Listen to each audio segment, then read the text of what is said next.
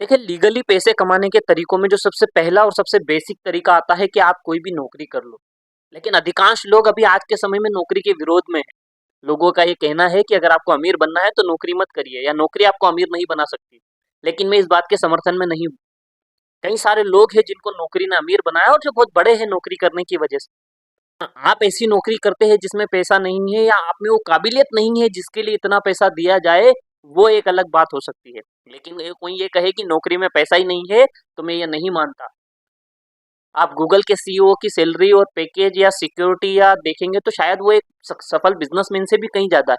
आप माइक्रोसॉफ्ट के सीईओ के बारे में पढ़िए, आप क्रेडिट कार्ड के सीईओ के बारे में पढ़िए या आप किसी गवर्नमेंट अधिकारी के बड़े पद के बारे में पढ़िए या आप किसी आईएएस या किसी बड़े जज के बारे में पढ़िए, तो आपको पता चलेगा कि उन नौकरियों में कितनी सेफ्टी, कितनी सुरक्षा, कितना पैसा और कितनी सुख सुविधा। और देखिए, कहीं ना कहीं ये आपके अंदर एक गलत विचारधारा लेकर आती है। आप जिस जिस चीज से आप पैसा कमा रहते हैं होते हैं, जिसकी वजह से आपके घर में रोटी बन रही होती है, जिस पैसे की वजह से आपके बच्चों की स्कूल फीस जा रही है, आप जब उसी चीज को गाली देते हैं तो एक कहीं ना कहीं अपॉर्चुनिटी आप ढूंढ ही नहीं सकते उस चीज में।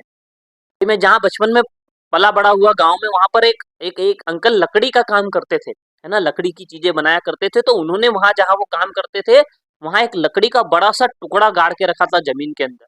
जब हम कभी बच्चे वहाँ खेल रहे होते, वहाँ से निकल रहे होते थे और कभी गलती से हमारा पैर उस लकड़ी पर पड़ जाता था, तो वो हमें डाँटते थे, हमें समझाते थे, हमें बताते थे कि भैया इसको लात नहीं मारना है, इस पर पैर नहीं रखना है क्योंकि ये मेरी रोज़ी-रोटी है। वो अपने काम की इतनी रिस्पेक्ट करते थे कि भैया जिस काम से मेरे घर में रोटी बनती है, उसका अपमान मत करो, उस पर पैर मत रखो, उसकी इज्जत करो, उसके हाथ जोड़ो।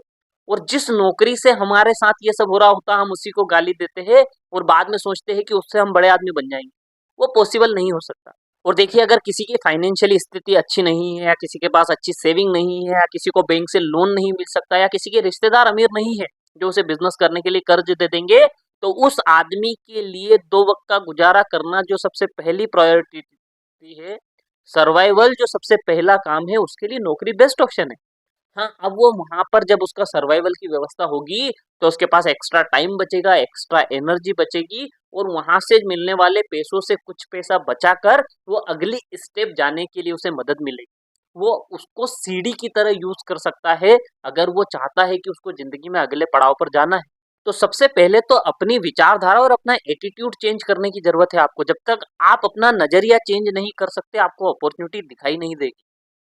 और अब उसके आगे का स्टेप क्या होगा, मैं आपको उसके ऊपर डिस्कस करता हूँ कि किस तरह नौकरी करते हुए या अगर आप नौकरी कर रहे हैं, वहाँ से अगला स्टेप कैसे उठाएँगे, उसको एक सीढ़ी की तरह कैसे यूज़ करेंगे, वो मैं आपको एक्सप्लेन